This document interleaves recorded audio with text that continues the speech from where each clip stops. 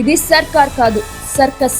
అసెంబ్లీలో కేటీఆర్ సంచలన వ్యాఖ్యలు. తెలంగాణ శాసనసభలో భారత రాష్ట్ర సమితి వర్కింగ్ ప్రెసిడెంట్ ఎమ్మెల్యే కేటీఆర్ ప్రభుత్వంపై తీవ్ర స్థాయిలో విమర్శలు గుప్పించారు. ముఖ్యంగా మూసీ ప్రాజెక్ట్, వడ్డీ లేని రుణాలు, గవర్నర్ ప్రసంగం, పరిపాలనా వైఫల్యాలపై పలు ప్రశ్నలు లేవనెత్తుతూ సభలో హాట్ టాపిక్ గా మారారు. కేటీఆర్ మాట్లాడుతూ ఇది సర్కార్ కాదు, సర్కస్ అని వ్యాఖ్యానిస్తూ అధికారిక యంత్రాంగం నియంత్రణ తప్పిందని తీవ్రంగా విమర్శించారు. కుక్క తోకను ఆడించడం కాదు, తోక కుక్కను ఆడించినట్లు వ్యవహారం జరుగుతోంది అంటూ ప్రభుత్వాన్ని ఎద్దేవా చేశారు. వడ్డీ లేని రుణాల అంశంపై మాట్లాడుతూ మంత్రి బట్టి విక్రమార్క 57,000 కోట్ల రూపాయల రుణాలు ఇచ్చామని చెప్తున్నారని, అవి నిజంగా ఇచ్చినట్లు నిరూపిస్తే తాను వెంటనే రాజీనామా చేస్తానని కేటీఆర్ సవాల్ విసిరారు. అదే సమయంలో సీతక్క తనను రాజీనామా చేయమంటున్నారని, అసెంబ్లీలో అబద్ధాలు చెప్పిన వారే రాజీనామా చేయాలని స్పష్టం చేశారు. బట్టి గాని సీతక్క గాని ఎవరు రాజీనామా చేస్తారో ప్రజలకు చెప్పాలని డిమాండ్ చేశారు. ఏషియన్ డెవలప్మెంట్ బ్యాంక్ రుణంపై కూడా కేటీఆర్ ఘాటుగా స్పందించారు. మంత్రి శ్రీధర్ బాబు అసత్యాలు ప్రచారం చేస్తున్నారని ఆరోపిస్తూ డీటెయిల్డ్ ప్రాజెక్టు రిపోర్ట్ ఇచ్చామని చెప్తున్నప్పటికీ వాస్తవానికి సమర్పించకపోవడంతో ఏడీబీ రుణం మంజూరు కాలేదని తెలిపారు. పైసా ఇచ్చినడు లేడు, డిపిఆర్ లేదు అని కేటీఆర్ స్పష్టం చేశారు. మూసీ ప్రాజెక్టు విషయంలో అధికారులు అతిగా ప్రవర్తిస్తున్నారని కేటీఆర్ విమర్శించారు.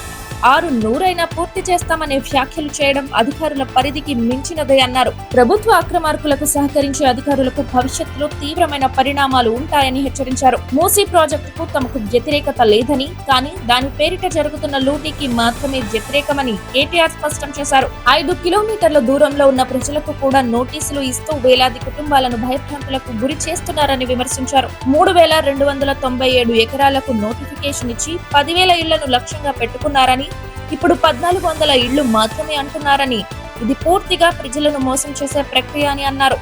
మధు పార్క్ కోసం ప్రత్యేకంగా ఇళ్లు ఇస్తామని చెబుతుండగా మిగతా ప్రజలకు ఎందుకు ఇవ్వడం లేదు అని ప్రశ్నించారు. భూసేకరణను ఫార్మాసిటీ పేరిట చేసి ఇప్పుడు రియల్ ఎస్టేట్ కంపెనీలకు ఇవ్వాలనే ప్రయత్నం జరుగుతుందని కేటీఆర్ ఆరోపించారు. కాలుష్యం వెదజల్లే ప్రాజెక్టుల మధ్య ప్రజలను ఎలా నివసింపజేస్తున్నారని ప్రశ్నించారు. గత బీఆర్ఎస్ ప్రభుత్వం మూసీ ప్రక్షాళనకు ఫార్మాసిటీకి శ్రీకారం చుట్టిందని, సీవేజ్ ట్రీట్మెంట్ ప్లాంట్లు, డబుల్ బెడ్రూమ్ ఇళ్లను నిర్మించిన ఘనత కేసీఆర్ గారిది అని స్పష్టం చేశారు. గవర్నర్ ప్రసంగంపై కూడా కేటీఆర్ విమర్శలు గుప్పించారు.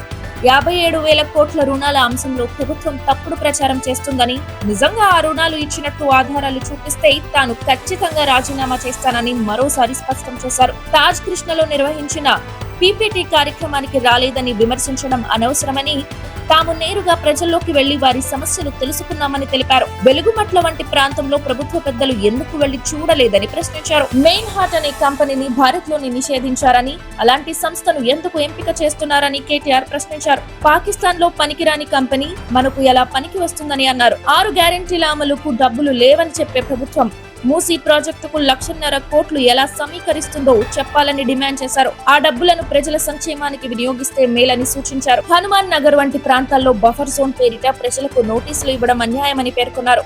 పలువురు ప్రముఖ నేతల ఇళ్లు కూడా అదే జోన్ లో ఉన్నాయని ఆరోపించారు.